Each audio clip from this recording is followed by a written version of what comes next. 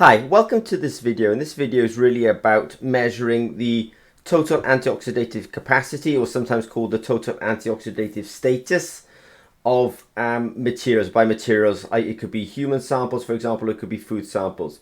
Now, total antioxidative capacity is a form of redox status of that solution. So if a solution is high in what we call antioxidants, it has one redox potential, and if it's low in antioxidative species, then it's low in redox potential.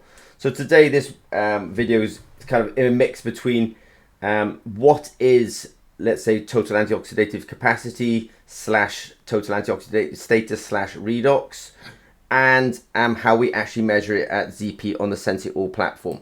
So let me go forward a little bit and just say, obviously this is the title, it's the SenseItAll, and we're talking today about TAS, TAC slash Redox as well.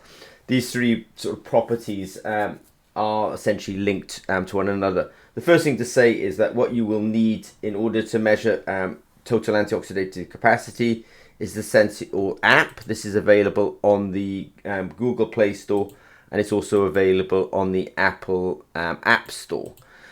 When you have installed that app, then you will need to scan this QR code. So the SenseItAll platform kind of says what the title says it all, that we have several QR codes, and each one of those QR codes will allow you to do different assays. I might actually just change camera for a second, just so I've got some QR codes in front of me. So with the app, we can scan these different QR codes and go to different assays. And I obviously will talk about this hardware in a little bit as well. That said, so first thing you need to do is install the app, which you can do on an Android off the Google App Store or off the Apple Store, App Store. And then you need to scan this QR code in order to do this kind of measurement of redox. I've got a term here that the units that we give out on the unit are called Redox equivalent antioxidative capacity, and we give the units out in millimoles.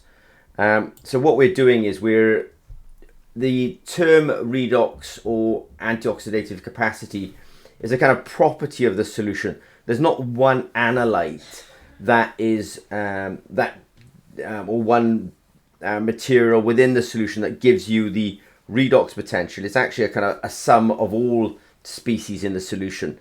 But in order to kind of quantify it, we actually give it units, and we give it Redox is a synthetic version of vitamin E, and we essentially measure the redox slash total antioxidative capacity of that solution, but we give it in millimolar, and these are Redox equivalent antioxidative capacity.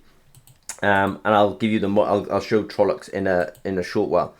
Now, everything I say sounds so complicated, but actually to do the assay itself is really quite straightforward. But I suppose at ZP we do tend to kind of give people a sort of scientific understanding of what we're up to as well. So we do have some TAS sensors. They've been functionalized in order to be sensitive to antioxidants.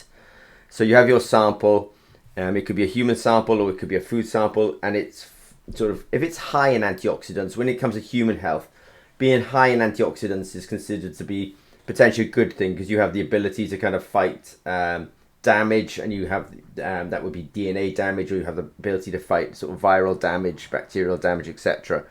If it's foods, being high in antioxidants is considered a kind of a health benefit, because those antioxidants can be absorbed and essentially passed on to the body.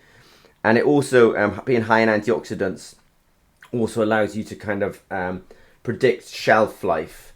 If you're low in antioxidants, you basically can't resist essentially degradation, and things could become rancid much quicker. So whether it's human health or whether it's something like food, we first want to measure the antioxidants, and in both those applications, being high in antioxidants is probably considered a good thing.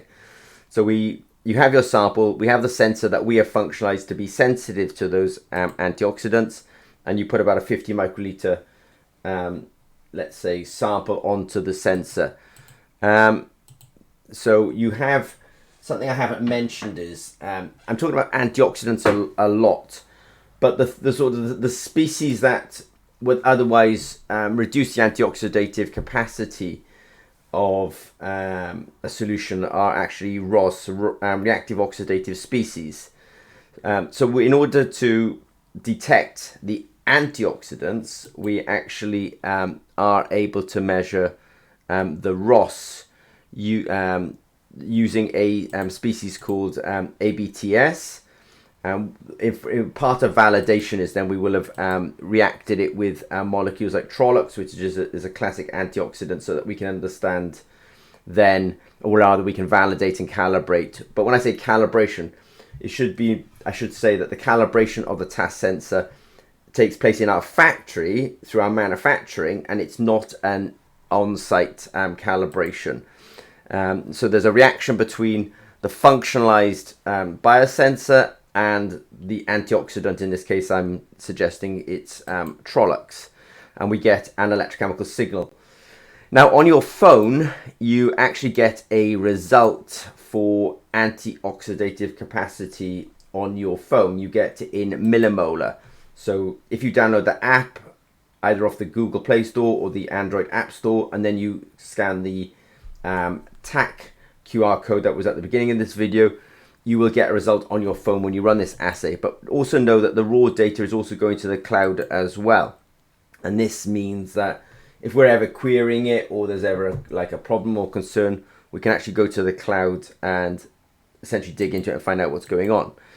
Now this is the hardware. I've got some of the hardware in front of me now, just to kind of give you a sense of scale. So this is the app. This is the app. This is the hardware. This is the row of sensors. As I say, there's different QR codes for different analytes, and so the app allows you to kind of go between different analytes. That said, let me just do a quick talk through what how the TAS system essentially works.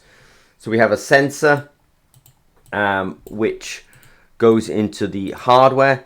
The hardware is communicated to by the app on the smart device. The app is actually in contact with a cloud system called Julie. This is great because actually it gives you traceability and access to raw signals later on. You put the sensor into the device. You then just put the 50 microliters of the sample onto that, and you run the assay. And you will get a result on your phone. At the same time as it gives you the result, it's actually sending the raw data to the cloud. So on your phone, you'll get a result in millimolar.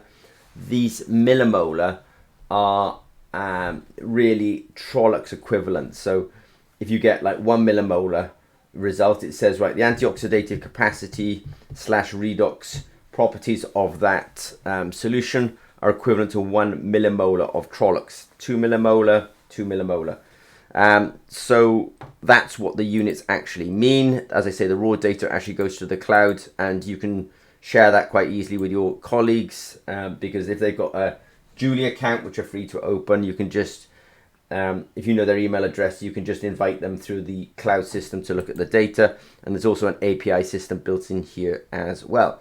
So if you have any questions about this redox property or measuring redox properties of solutions using this total antioxidative capacity measurement, then please don't hesitate to reach out to us at ZP. Okay, thanks very much.